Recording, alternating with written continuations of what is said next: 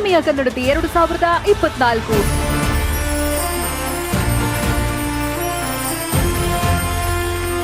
ಹೆಮ್ಮೆಯ ಕನ್ನಡತಿ ಕಾರ್ಯಕ್ರಮ ನಿಜವಾಗ್ಲೂ ಅರ್ಥಪೂರ್ಣವಾದ ಕಾರ್ಯಕ್ರಮ. TV9 ಕಡೆಯಿಂದ ಈ ಒಂದು award forever I am gone to cherish it. ಯಾವ ಮೋಹನ ಮುರಳಿ ಸಾಧನೆಗೆ ಇದೊಂದು ಬುನಾದಿ ಆಗುತ್ತೆ. ಇವರು ಒಳ್ಳೆ ಸಂಗೀತಗಾರ್ತಿ ಆಗ್ತಾರೆ ಅಂತ ಗೊತ್ತಿತ್ತು ಅನ್ಸುತ್ತೆ. ಅದಕ್ಕೆ ಮೊದಲೇ ಸಂಗೀತ ಅಂತ ಹೆಸರಿಟ್ಬಿಟ್ಟಿದ್ದಾರೆ. ಇವರು ನೋಡಕ್ ಸೈಲೆಂಟ್, ಫೀಲ್ಡ್ ಅಲ್ಲಿ ಮಾತ್ರ ವೈಲೆಂಟ್. ಖೋ ವರ್ಲ್ಡ್ ಕಪ್ ನಲ್ಲಿ ನಮ್ಮ ದೇಶದ ಬಾವುಟವನ್ನು ಆರಿಸಿದ್ದೀರಾ.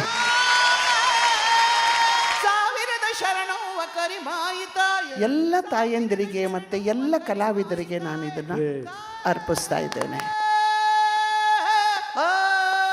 ಶ್ರೀದೇವಿ ನೀನೆ, ಭೂದೇವಿ ನೀನೆ, ರಂಗದೇವತೆಯೂ ನೀನೆ, ರಂಗನಾಯಕಿಯೂ ನೀನೆ. ಎಲ್ಲ ಟೈಮ್ನಲ್ಲೂ ನಾವು ಮಾಡ್ತೀವಿ ಅಂದಾಗ ಫಸ್ಟು ಹೇಳೋದೆ ನಿನ್ನ ಕೈನಲ್ಲಿ ಆಗಲ್ಲ, ಯಾಕೆ ಬೇಕಿದು ಅಂತ. ನಮ್ಮ ಬಗ್ಗೆ ನಾವೇ ಹೇಳ್ಕೊಂಡ್ರೆ ಅದು ಸರಿ ಅನಿಸೋದಲ್ರಿ. ಹೆಣ್ಮಕ್ಳು ಸಾಬೀತುಪಡಿಸ್ತಾ ಇದ್ದಾರೆ, ನಾವು ಗಂಡು ಮಕ್ಕಳಿಂದ ಏನು ಕಡಿಮೆ ಇಲ್ಲ ಅಂತ. ಅಮ್ಮ 60 ವರ್ಷದ ಹಿಂದೆ ಅವ್ರಿಗೆ ತಾಳಿಯನ್ನ ಮಾರ್ಬಿಟ್ಟು ಫೀಸನ್ನು ಕಟ್ತಾರೆ. ನಾವು 7 ಜನ ಅಕ್ಕ ತಂಗಿಯರು, 7 ಜನ PhD ಹೋಲ್ಡರ್ ಇದ್ದೀವಿ. ಇಡೀ ಕುಟುಂಬಕ್ಕೆ ಹೆಮ್ಮೆಯ ಕನ್ನಡತಿಗಳು ಅಂತ ಪ್ರಶಸ್ತಿ ಕೊಡಬೇಕಾಗ್ಬೋದು. ನಾವು ಆನ್ ಸ್ಕ್ರೀನಲ್ಲಿ ಮಾತ್ರ ಹೀರೋ, ರಿಯಲ್ ಲೈಫಲ್ಲಿ ಇವ್ರುಗಳೇ ಹೀರೋ. ಹೆಣ್ಮಕ್ಳನ್ನ ದಯವಿಟ್ಟು ತುಂಬ ಚೆನ್ನಾಗಿ ಓದಿಸಿ. ಚಿನ್ನದಂಥ ಮಗಳು ಚಿನ್ನದ ಕಿರೀಟವನ್ನು ಕೋಲಾರ ಜಿಲ್ಲೆಗೆ ತಂದು ಕೊಟ್ಟಿದ್ದಾರೆ.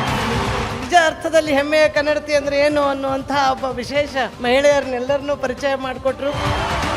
ಎಲ್ಲರೂ ಏನು ಅನ್ಕೋತಾರೆ, ಮದುವೆ ಆಯಿತು, ಮಕ್ಕಳಾಯಿತು, ಅಲ್ಲಿಗೆ ಮುಗೀತು. ಬಟ್ ನನ್ನ ಜರ್ನಿ ಸುಮಾರು ಅಲ್ಲಿಂದನೇ ಶುರು ಆಯಿತು.